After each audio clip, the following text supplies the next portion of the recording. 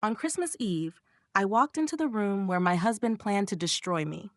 He thought it was going to be the night he announced his new life to the board, the investors, the press, standing on a stage wrapped in fairy lights with a charity backdrop and soft Christmas jazz playing in the background. He thought I would be in the crowd, smiling like a good wife, signing whatever papers his lawyer slid in front of me. He thought he'd finally managed to rewrite our story, so I was just a footnote. But I wasn't the one who was going to be exposed that night. He was. He and the woman standing beside him, holding the little girl they'd lied about. The girl who should never have been my problem. The girl who turned out to be the sharpest knife pressed against my heart. Her name was Mila, and she was the proof that the man I loved had been lying to me for years. But I'm jumping ahead. Let me start where this really began. Before the betrayal, before the legal traps, before the blood-red Christmas dress and the cameras. Back when I still believed Ethan Ward was the safest place I could put my heart. The first time I saw Ethan, he was drinking bad coffee from a chipped mug in a tiny co-working space that smelled like burned toast and toner. He wasn't a billionaire then, just a guy with tired eyes, a brilliant brain, and a deck full of half-built slides about owning the future of digital retail that he'd begged me to look at. I was 24, already burned by one startup that had folded overnight, and still stupid enough to think passion could pay rent. "You went through my entire pitch and wrote comments?" he said, flipping through the printed pages I'd given him.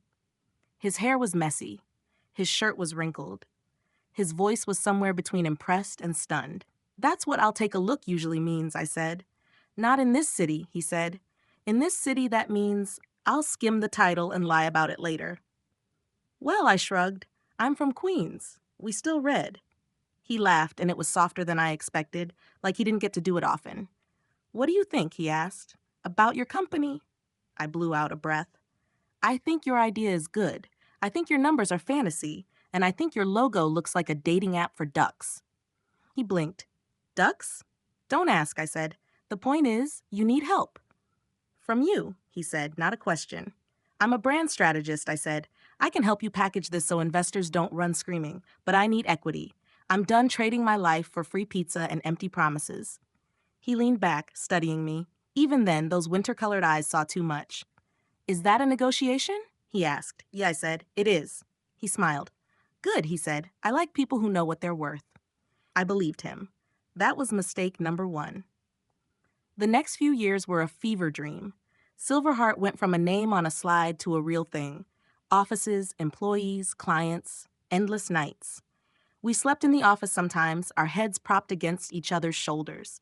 We fought over fonts and market segments and whether the brand voice should be approachable aspirational or aspirational approachable. He listened to me. Really listened. He pushed back sometimes, but he always circled back to, "You were right," when the numbers proved it. He introduced me to people as the brain behind the brand. He talked about us as we, even before there was an us outside work. We didn't fall in love instantly. It was slower than that, more dangerous. It was trust layered on respect, layered on late nights, and shared victories and stupid inside jokes. The first time he kissed me, it was after we'd landed our Series B and everyone else had gone home. We were sitting on the floor of the empty conference room, champagne glasses between us. "To us?" I said, half drunk on relief. "To us," he echoed. I don't even remember who leaned in first. I do remember that when his hand slid up my neck, I felt like I was being peeled open and found, all at once. "I shouldn't mix business and personal," I whispered when we finally broke apart. "Too late," he murmured against my lips. "You've been personal to me from day one." We were engaged 6 months later. The wedding was small, not because we couldn't afford more, we could by then, but because neither of us had close family we wanted to impress. My mom cried in her second-hand dress. His parents sent a gift and an email. We danced in a room full of fairy lights and people who had bet their careers on us. He whispered against my hair, "You're my home, Ariana.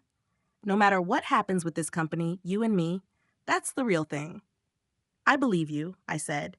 That was mistake number 2.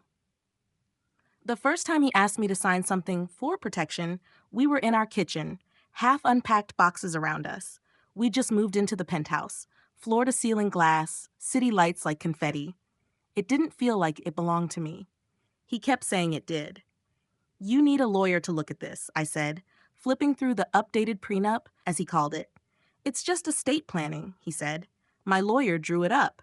You know how this goes. Once we hit a certain valuation, everyone gets nervous. This protects you too. If anything happens, you're covered." "It cuts my share in half," I said, pointing. "And it gives you controlling power over the rest in extraordinary circumstances." "That's standard language," he said. "Come on, Ari. Do you really think I'd screw you over? After everything we've built?" I looked at him. At the man I'd grown this thing with, who'd held my hand through panic attacks, who'd carried me to bed when I fell asleep at my desk. "No," I said slowly, "I don't." So I signed.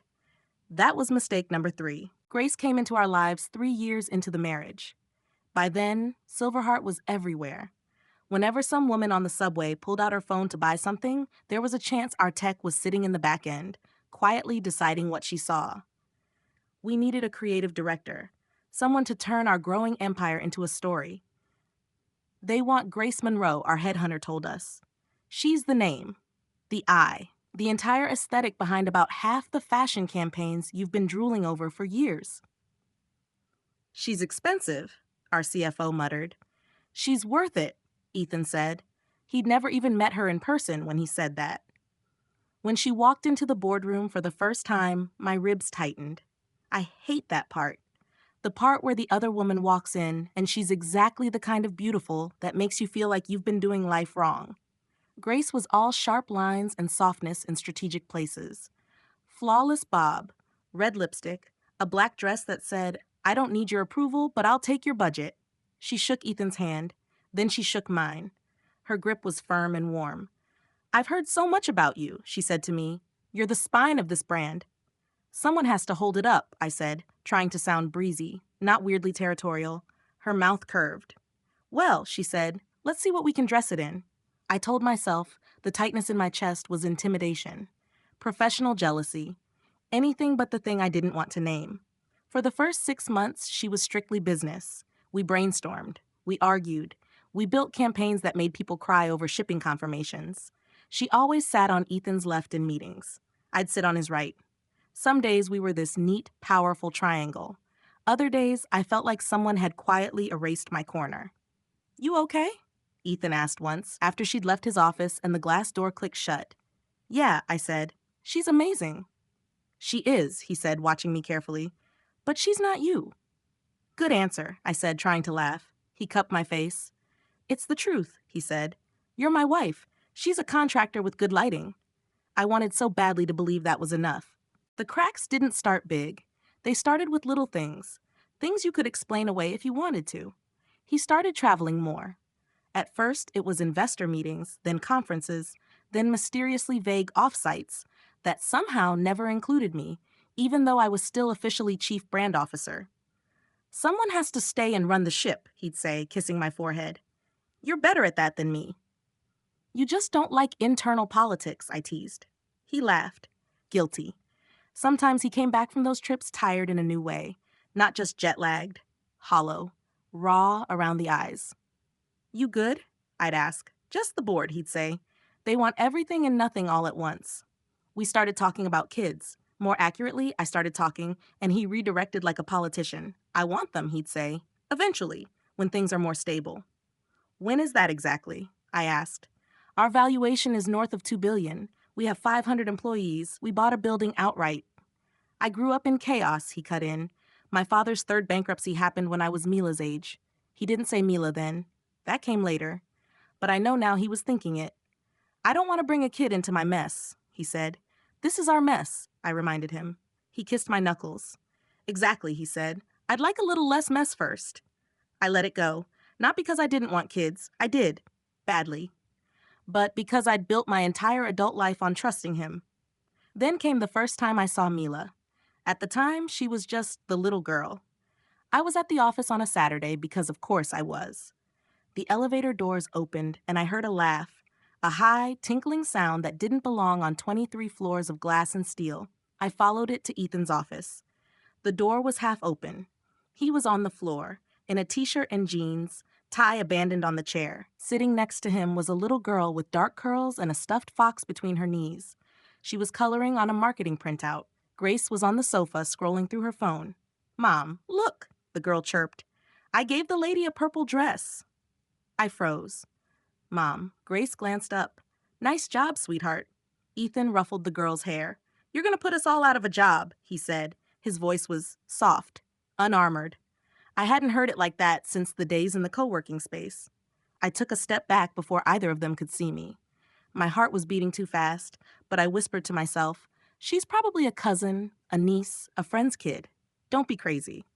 At brunch the next day, I asked him, as casually as I could, "So, who was the little girl in your office yesterday?" His fork paused midair. "You were there?" "I stopped by to pick up my laptop," I lied. "I saw her from the hallway." He blinked. "Oh, that's Grace's niece," he said. "Her sister's kid. They stopped by on their way to the park."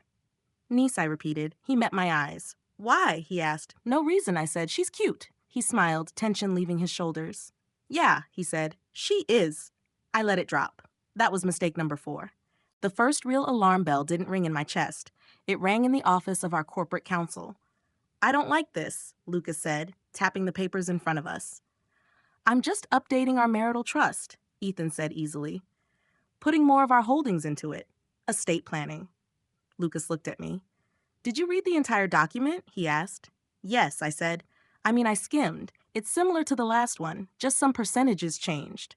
"And who's your counsel on this?" he asked. "Ethan's lawyer drafted it," I said. "He's handled our stuff for years."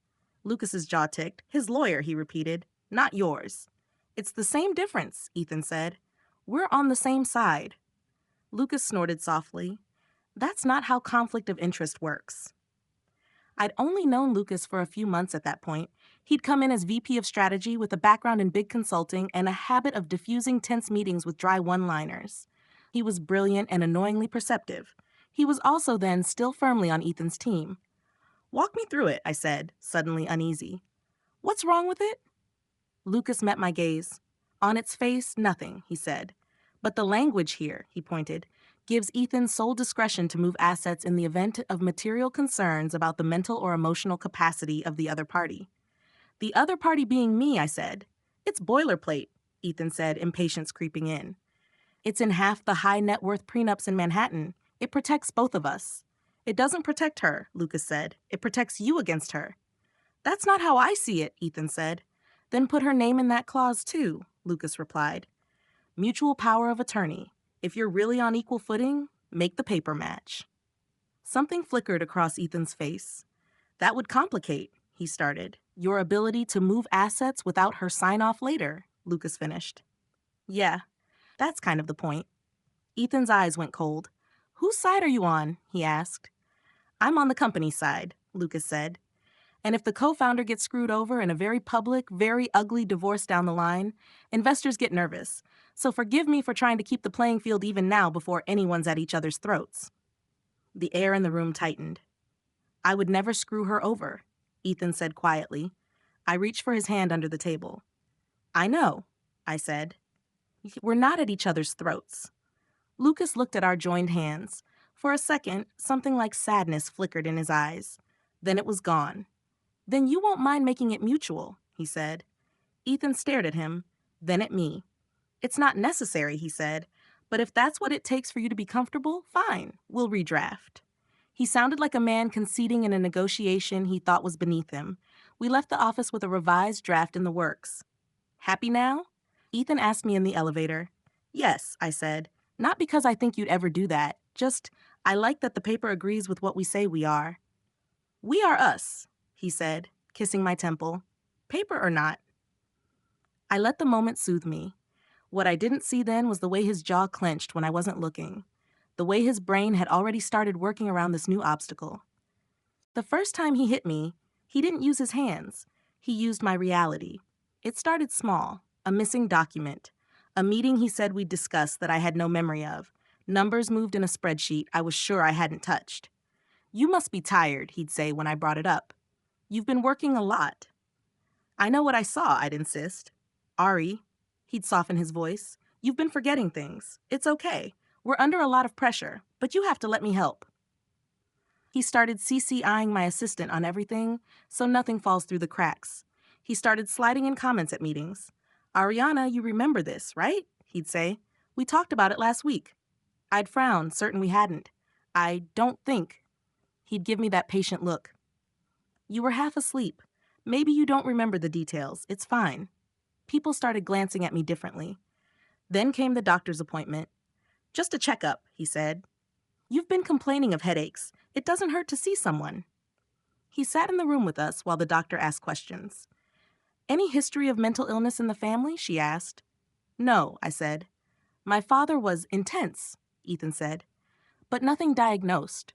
Ariana's mother has some anxiety, though, and Ariana's been under a lot of stress, forgetfulness, mood swings." "I have not been," I started. The doctor held up a hand. "It's okay," she said. "Stress can manifest in a lot of ways." They ran tests, blood work, scans. Everything came back normal. "Sometimes it's functional," the doctor said. "Nothing we can see on an MRI. I'd recommend talking to a therapist. Maybe starting a light anti-anxiety medication." "Already taken care of," Ethan said. "We've had someone on retainer for the executive team. We'll set it up." He drove us home, one hand on the wheel, one hand on my knee. "I'm not broken," I said, staring out at the blur of the city. "I never said you were," he said softly. "Baby, I'm trying to help." I started seeing the therapist. She was kind, sharp. She taught me grounding exercises, breathing techniques, ways to separate my thoughts from the stories I told about them. "Just because you feel crazy doesn't mean you are," she'd say. The problem was, Ethan had already started doing the work of rewriting reality. The night I found the forged signature was the night everything shifted. I was in his home office, looking for a file. I shouldn't have been there. He'd started locking the door when I was home, which he said was because of sensitive client data.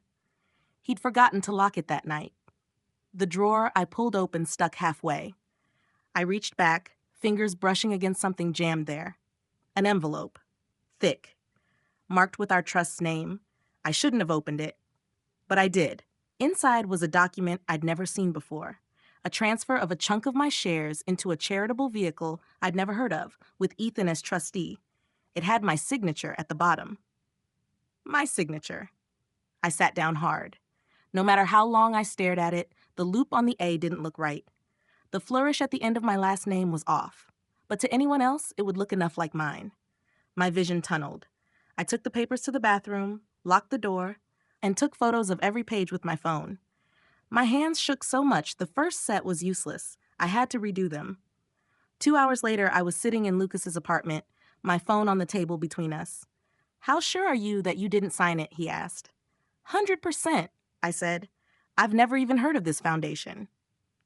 "People forget what they sign," he said carefully, "especially when there's a lot of paper, especially when they trust the person putting it in front of them." I stared at him. "You think I'm crazy too," I said. "No," he said. "I think you're in a situation where the person holding the pen has a lot to gain from you doubting yourself." He zoomed in on the photo. "This looks like your signature," he said, "but it also looks like it could have been traced from something else." "Can we prove that?" I asked. "Maybe," he said, "with a good handwriting expert, with context, with timing." He met my eyes. "But that's not what scares me." "What scares you?" I asked, my voice small. "That clause I warned you about," he said. "The one about shifting assets if there are concerns about your mental capacity. This document references it. Whoever drafted this was preparing a narrative. A narrative where I'm the crazy wife and he's the poor husband trying to protect the company," I said. "Exactly," he said. The room tilted. "Lucas," I whispered, "what the hell is going on?" He hesitated. "I've seen this playbook before," he said. Wealthy spouse, growing tension, little comments about forgetfulness, stress, erratic behavior, paper trails set up months in advance. He pushed the phone back toward me. "This isn't just about your marriage," he said. "This is about control. Over my shares, over my voice, over me." That night, after I went home, I lay awake next to Ethan and listened to his breathing. I thought about the man who'd shared cheap takeout with me on an office floor and promised, "Whatever happens, we're a team." I wondered when that man had turned into someone who could forge my name and plan my erasure, or if he'd always been that person, and I was only now seeing it. The truth about Mila came a month later. Technically, I should say, The truth finally let me see it. Because in retrospect, it had been there all along. The photo was on Grace's private Instagram. She'd forgotten to block me from her close friends list. Or maybe she hadn't expected me to look that closely. It was a picture of Mila at a piano recital. Little black dress, curls pinned back, a tiny bow clipped above her ear. Her profile outline was so disturbingly familiar, it made my stomach flip. I clicked to the next slide. A shot of Mila blowing out candles on a cake shaped like a fox. One of those bakery masterpieces that only exist in cities where people spend half their paycheck on their kids' birthday parties. 6 already, the caption read. My whole world. I did the math. 6. She'd been 6 when I'd first seen her in Ethan's office. That had been almost a year ago, which meant she'd been born. I scrolled back through Grace's feed, thumb moving, heart pounding. 6 years. 7. 8. Finally, I found it. A blurry photo in a hospital room. Grace in a gown, hair messy, mascara smudged, cradling a bundle.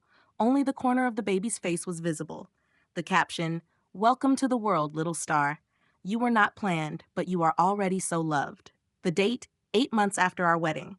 My hand went numb around the phone. I was still staring at the screen when Ethan walked into the bedroom. "Hey," he said. "You ready? We're going to be late for..." He stopped when he saw my face. "Ari?" he asked. "What's wrong?" I held the phone out. "Explain," I said. He took it. His eyes flicked to the photo. I watched his pupils constrict. "It's a baby photo," he said slowly. "It's your baby," I said. My voice didn't sound like mine. "She's 6 now. That means she was born 8 months after we got married, which means..." He closed his eyes.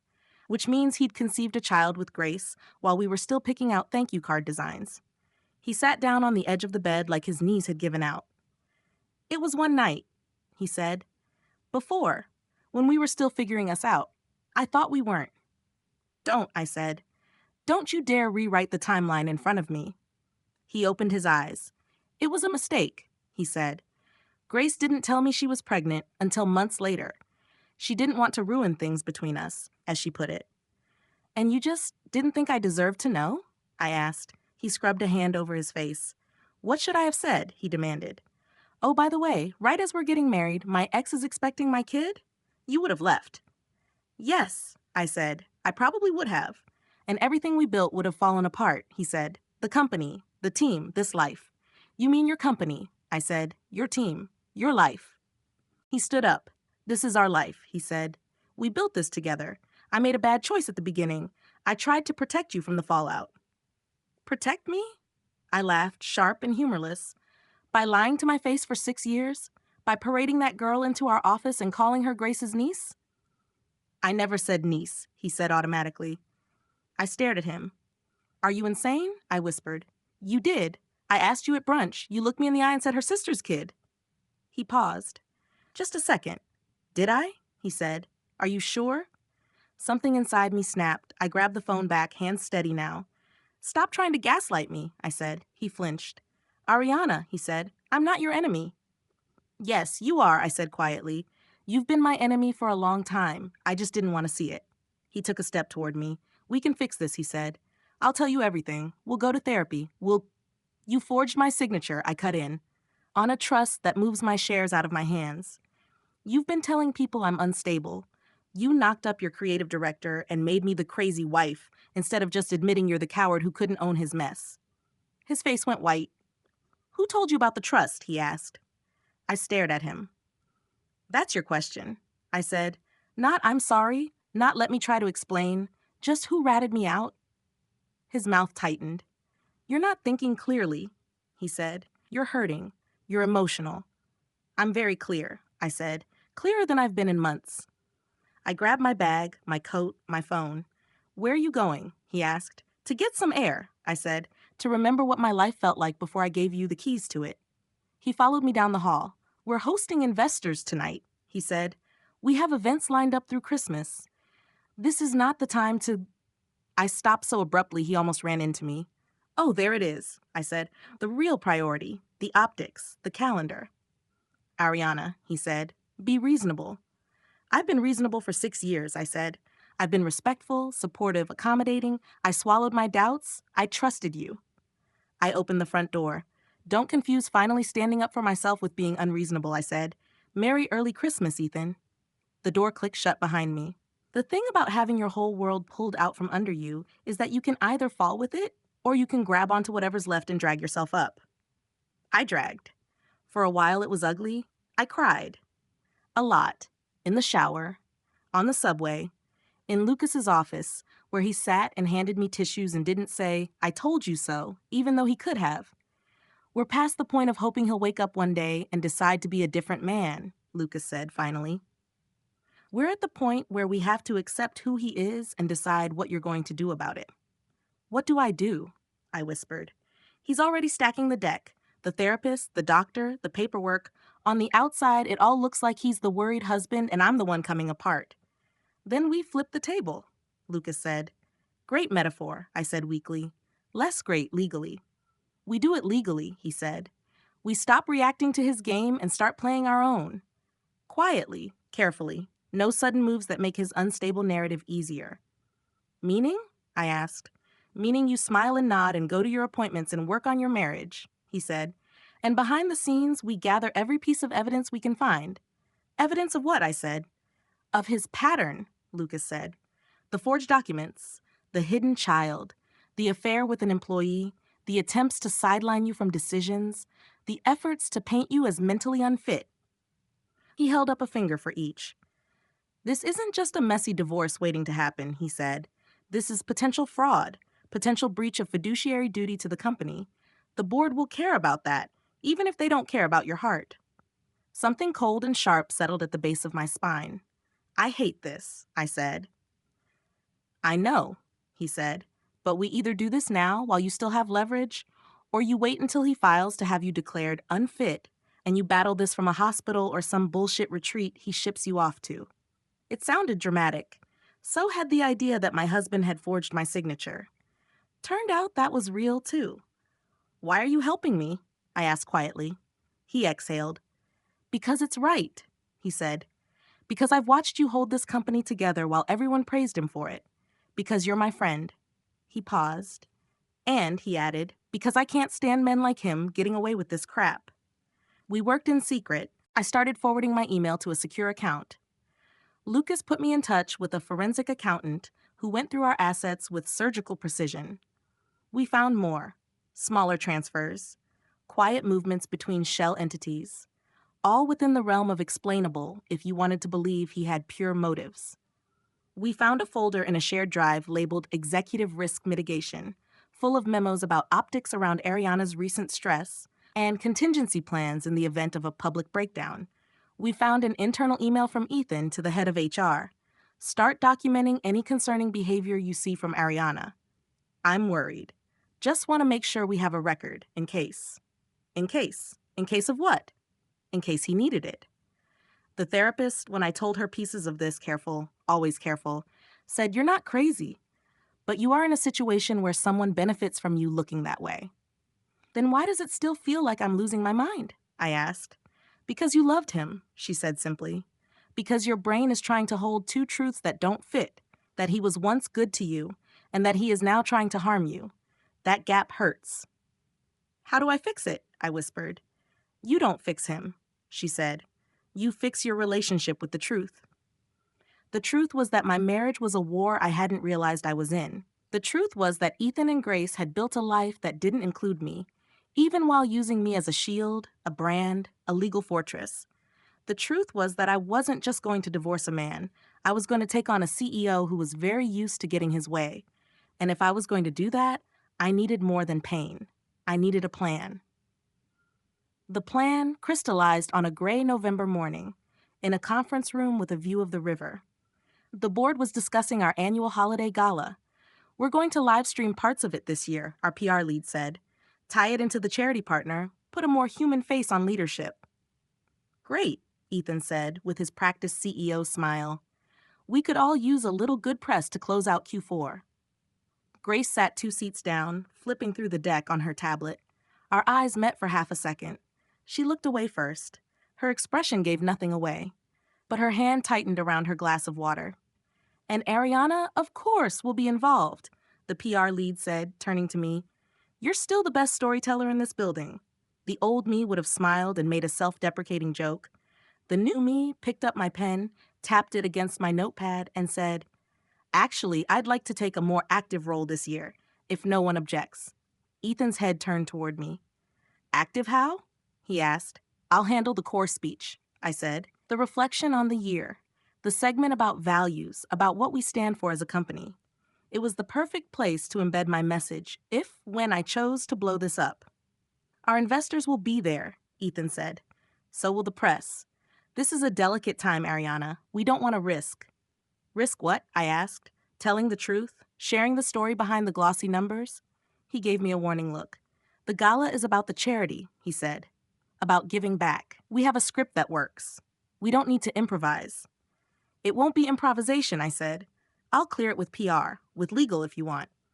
I glanced at Lucas. He was sitting near the middle of the table, watching the exchange with an unreadable expression. "From a brand perspective," he said carefully, "having Ariana speak more could be beneficial. She's a co-founder. It plays better, especially with younger investors. More balanced leadership story, less lone genius CEO." No one in the room missed the way Ethan's jaw tightened at that last line. He hated when anyone implied he wasn't solely responsible for Silverheart's success. I watched him weigh it, his image, the optics, how it would look if he shut his own wife and co-founder out of the spotlight. Finally, he nodded once. "Fine," he said. "We'll revisit the script next week, but nothing final goes out without my sign-off." "Of course," I said, smiling. He had no idea that by the time he tried to sign off, the pen would already be out of his hand. The weeks leading up to the gala were some of the strangest of my life. On the surface, everything looked normal. We went to events, we smiled in photos.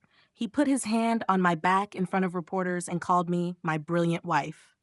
At home, we barely spoke. When we did, it was about logistics.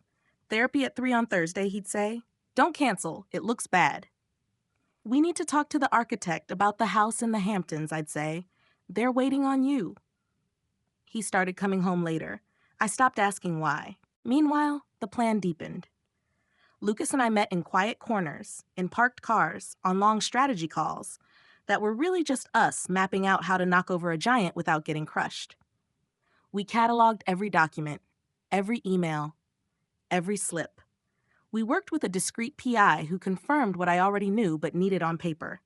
Ethan had been renting an apartment under a shell company. Grace's car showed up there 3 nights a week. We got a copy of Mila's birth certificate. Father, Ethan James Ward. We got his name on her school forms. We got a photo of him at a school event, his hand on her shoulder, looking at her with a kind of open, unguarded love I hadn't seen directed at me in years. When the PI slid that photo across the table, I thought I'd break. "He doesn't look like a monster," I said. "Monsters rarely do," Lucas replied. "Is it wrong that I'm glad he's good to her?" I whispered. "No," he said. "It means you're still human." I pressed my fingers to my eyes. "Don't let that humanity stop you from defending yourself," he added quietly. It didn't. It hurt like hell. But it didn't stop me. I had one more conversation to have before Christmas Eve, with Grace. We met in a cafe 4 blocks from the office. Neutral ground, public enough that neither of us could scream. She walked in wearing camel and cream, like she'd been pulled from a lifestyle ad. Her lipstick was a softer shade of red than usual. "Ariana," she said, setting her bag down, "this is unexpected." "Not really," I said. "We were always going to end up here." She studied me. "You look tired," she said. "You look guilty," I said. Her mouth twitched. "We're doing this without pretense, then," she said.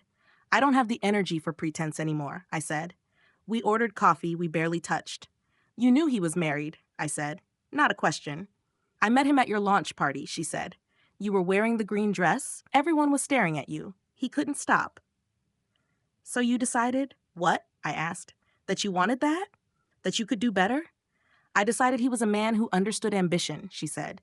"A man whose world didn't shrink when a woman walked in and took up space." "You mean mine did," I said. "You mean I shrank, to make room for both of you." She didn't deny it. "I didn't plan to have Mila," she said.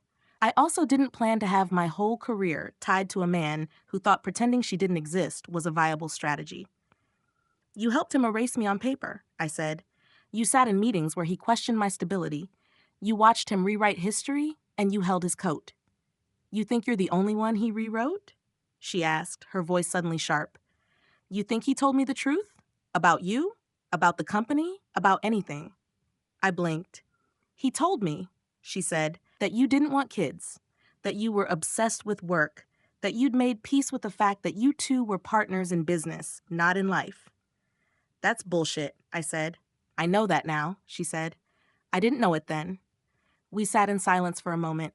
You could have told me, I said, any time in the last 6 years, at any party, in any hallway, a note, an email, a single warning.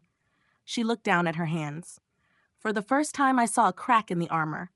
I was a single mom with a career built on his access, she said quietly. He controlled my contracts, my stock options, my health insurance, my child's. You think I wasn't afraid? Fear. I understood that. It didn't make it hurt less. So now what, she asked. You blow it all up? Take him down? Take me down with him? I don't have to take you down, I said. You chose your side a long time ago. She winced. I'm not naive, Ariana, she said. I know this doesn't end with all of us walking away unscathed. I just hope you're prepared for what happens when you pull the pin. Are you threatening me? I asked. No, she said. I'm telling you he will not go quietly. He will drag you through every court, every headline, every private whisper. He will weaponize what he knows about you. He will say you're unstable, ungrateful, vindictive. He's already doing that, I said. The difference now is that I have proof he's lying. She took a breath. I love my daughter, she said, more than I have ever loved any man, including him. If you plan to hurt him, fine.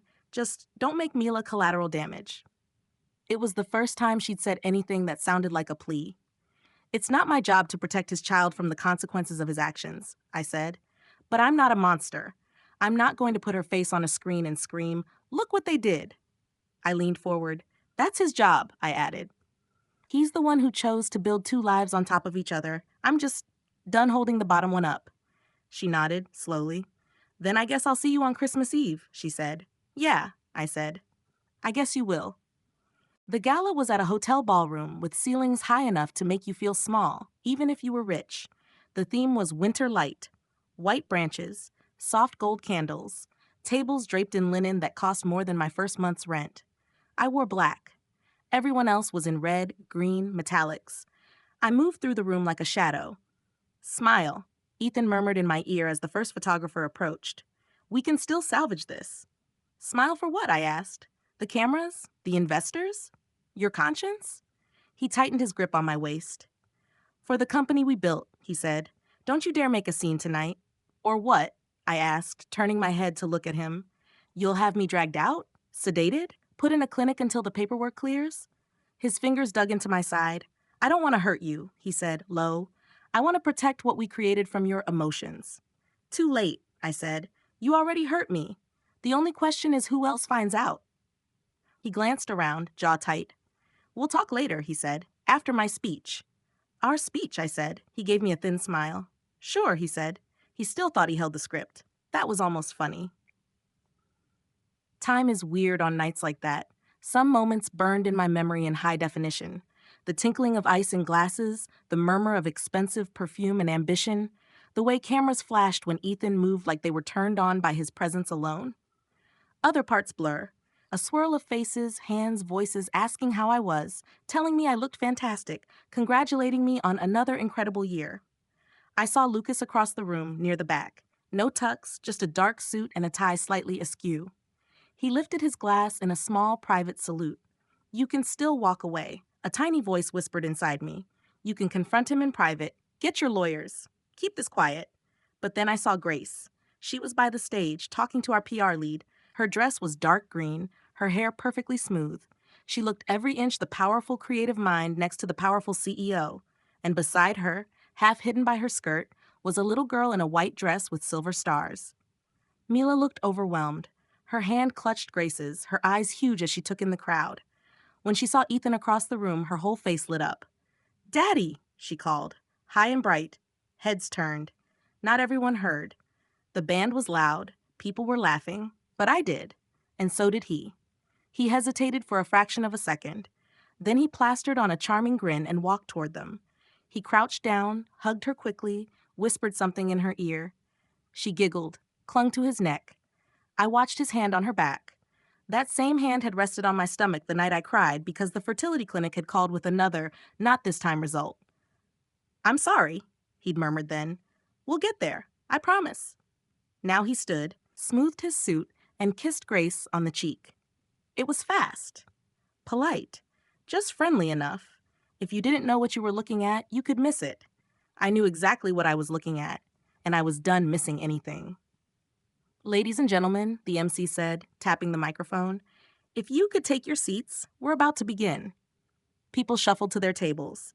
The lights dimmed, a gentle blue glow spreading over the room. I took my seat at the head table between Ethan and one of our oldest investors. My heart was steady. I was beyond fear, beyond grief.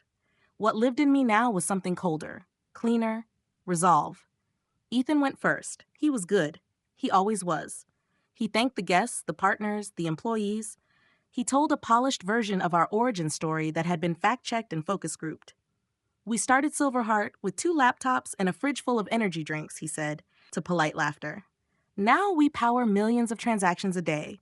But at our core, we're still the same scrappy team trying to make life a little easier for people around the world." He looked good up there. Confident, magnetic, liar. "And none of this would have been possible," he said, "without the woman sitting right over there. My wife, my co-founder, my friend, Ariana. Come join me." Spotlights turned. Applause rose. It was a trap he didn't even realize he'd set for himself. He'd brought me into the light. He thought it would make me behave. I stood.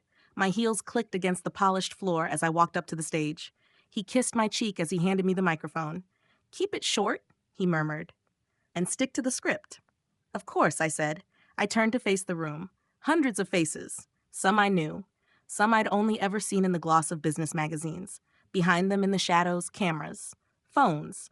The live stream feed sending this out to whoever cared enough to watch. "Good. Hi," I said. My voice echoed over the speakers. "I'm Ariana Ward. Some of you know me as the co-founder of Silverheart. Some of you know me as the woman who steals fries off your plates at lunch." Laughter. Scattered, but real. "I want to talk tonight about stories," I continued, "because that's what we sell, really. Not just tech, not just data, stories." Ethan smiled, a little tight but still convincing. "We tell shoppers a story about convenience," I said. "We tell investors a story about growth. We tell ourselves a story about who we are and what we stand for." I took a breath. "And sometimes," I said, "we tell stories that aren't true. We call them strategy, or optics, or necessary secrets. But what they really are lies." The laughter faded. The silence had a different weight now. Out of the corner of my eye, I saw Lucas straighten in his chair near the back. "A wise person told me recently," I said, "that healing is about fixing your relationship with the truth." I looked at Ethan. "Mine and the truth have been on a break," I said. "But tonight, we're getting back together." A nervous ripple went through the crowd. Ethan stepped closer, hand out like he might take the microphone. I moved away. "We built this company as a team," I said. "2 people in a cramped space, believing we could change the way the world shopped. We promised each other we'd always be honest." I looked down at the front row, where the board sat. "I have not been honest with you," I said. "I've let you believe a story about our leadership, our lives, that is incomplete at best and actively false at worst." "Ariana?" Ethan said. There was a warning in his voice. I raised my hand. "Please don't interrupt," I said, still calm. "You'll have a chance to speak. You always do." A murmur, a few unsure laughs. "My husband," I said, "has a daughter." A quiet gasp. "She's beautiful," I added. "Smart, funny, she loves foxes and piano and coloring on our printouts. Some of you have seen her. You were told she's a niece, a friend's kid." I looked toward the side of the room where Grace stood. Her face had gone pale. "She is not a niece," I said. "She is his child, conceived while we were newly married, kept secret from me and from most of you for 6 years." Ethan stepped forward, eyes hard. "This is not the time or place," he began. "This is exactly the time and place," I said. "You wanted a human story, didn't you? Here it is." I turned back to the crowd. "I'm not telling you this because my husband cheated," I said. "Men cheat all the time. They make bad choices, they lie, they cry, they go to therapy, they maybe change, they maybe don't. That's not news." A few people shifted, uncomfortable. Their wives looked at them sidelong.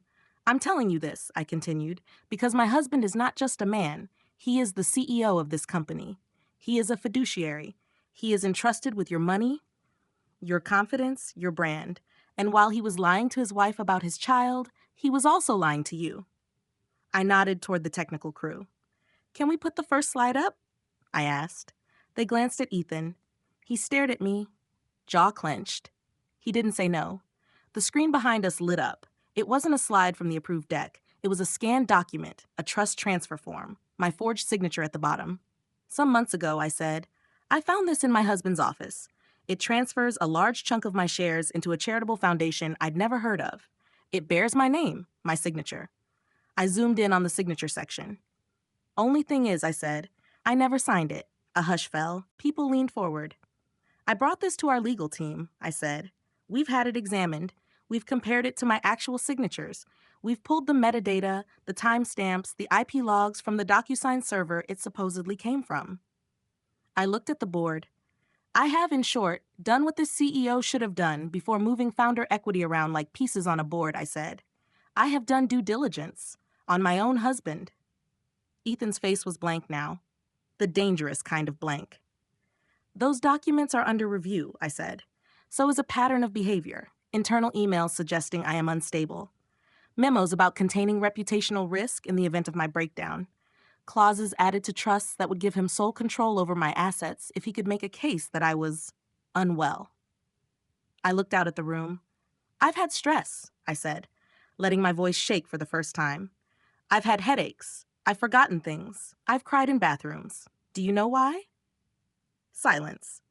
Because I thought I was crazy, I said.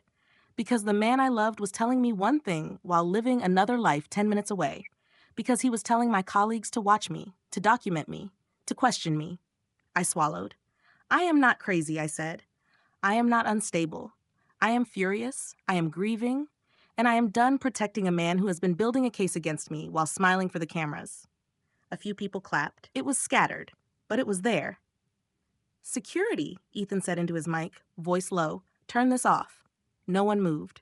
The tech crew looked at each other, unsure. I smiled, brittle. Oh, I said. One more thing. Before anyone thinks this is just a dramatic marital spat, the board has already seen this evidence.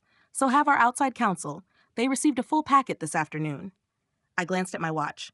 About 10 minutes ago, I added. They also received notice that I have exercised my rights as co-founder and majority common shareholder to call for an emergency vote on the position of CEO. You could feel the shock ripple. This wasn't just gossip anymore. This was power. Effective immediately, I said, I am asking this board to consider whether a man who lies to his wife, his team, and his investors, who forges signatures and weaponizes mental health narratives, should continue to lead a company that claims to stand for trust and transparency. Now the clapping was louder. Still not everyone. Some people were stone-faced, calculating. Ethan grabbed the mic from my hand. That's enough, he said. His voice was sharp, stripped of charm. My wife is unwell. She has been for months. We've been working with doctors, therapists. I'm not going to stand here and let her torch everything we've built because she's hurt. He looked out at the crowd, switching targets seamlessly. Yes, he said. I have made mistakes, personal mistakes. I fell in love with someone I shouldn't have. I should have handled that differently. But my personal life has never interfered with my leadership of this company. Liar. And these documents she's referencing, he said, they're being taken completely out of context. We have legal structures in place to protect our investors from exactly this kind of impulsive behavior. She knows that, or she used to. He turned back to me. I'm sorry you're in pain, he said, voice dripping compassion. I'm sorry you're choosing to make a scene like this, but I won't let you destroy Silverheart out of spite. It was a good performance. If I hadn't seen the truth, I might have believed him. I took the microphone back. My hand brushed his. He flinched like I'd burned him. I'm not destroying Silverheart, I said. I'm saving it from becoming a monument to your ego. I looked at the board table. You have the documents, I said. You have the memos. You have the outside counsel's preliminary opinion. You have a responsibility. I stepped back from the mic. I'm done, I said. Whatever happens next is on all of you. I walked off the stage. People parted for me. At the edge of the room, I felt someone fall into step beside me. Lucas. You okay? He asked quietly. No, I said, not even a little. He nodded.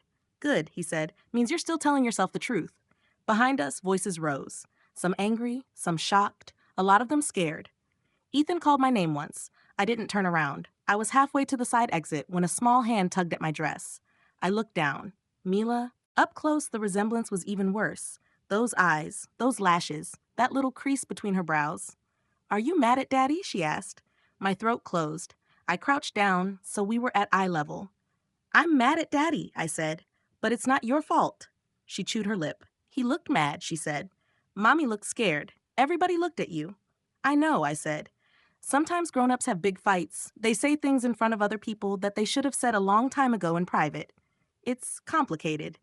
She nodded solemnly, like she understood more than any kid should. Are you going away? She asked. Like in the movies? Yes, I said. I am, but you'll be okay. You have a mom who loves you very much. Her eyes shimmered. Do you hate me? She asked. My heart broke in a new way. No, I said. No, sweetheart, I don't. I could never hate you. You didn't do any of this. The grown-ups did. She nodded. A little tear slid down her cheek. I wiped it gently. Merry Christmas, Mila, I whispered. I hope the grown-ups in your life learn to tell you the truth. I stood. Grace was watching from a few feet away, face tense. Our eyes met. We shared something then. Not forgiveness. Not friendship. Just a mutual understanding of the damage one man could do. Take care of her, I said. I will, she replied. I believed her. I stepped out into the cold. Snow had started to fall. Of course it had. It always snows in the third act when the heroine walks out of the burning house. The weeks after the gala were chaos. Publicly, Silverheart spun the story as leadership restructuring.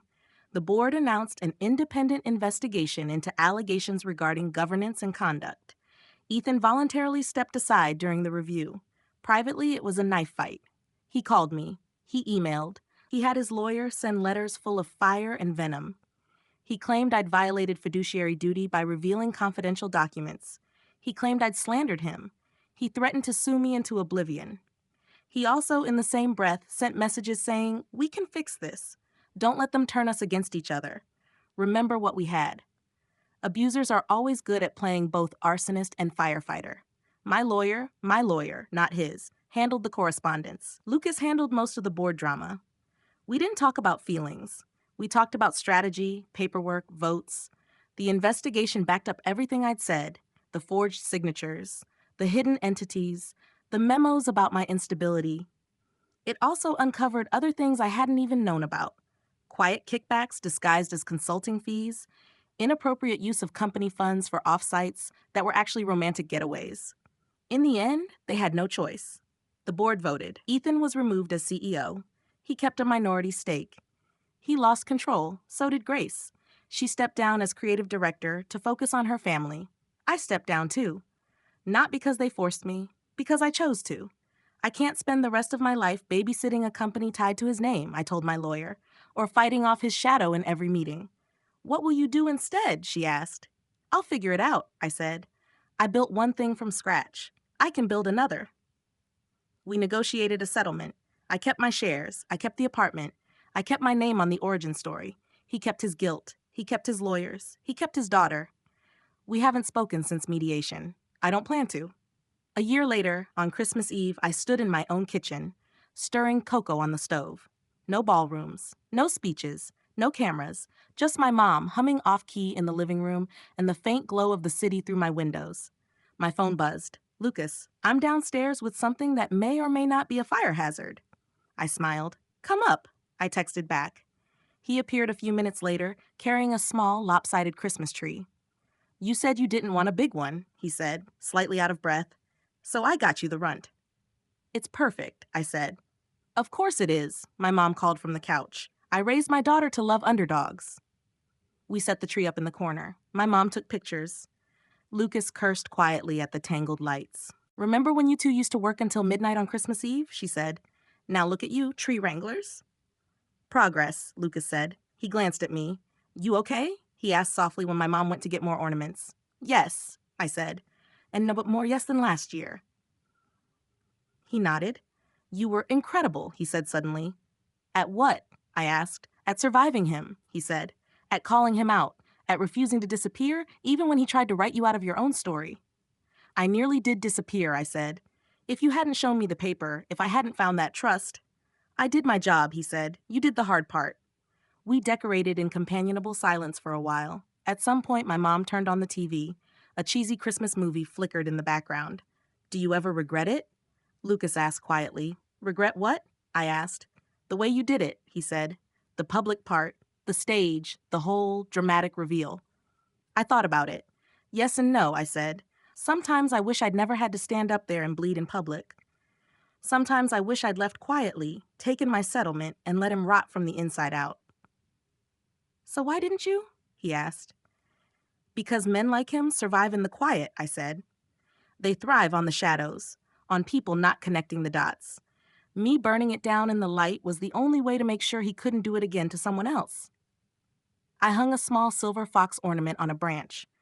And, I added, because it was the first time in years I said the entire truth out loud. To myself, as much as to everyone else. Lucas smiled. I like this version of you, he said, the one who doesn't apologize for existing. I like her too, I said. She's new.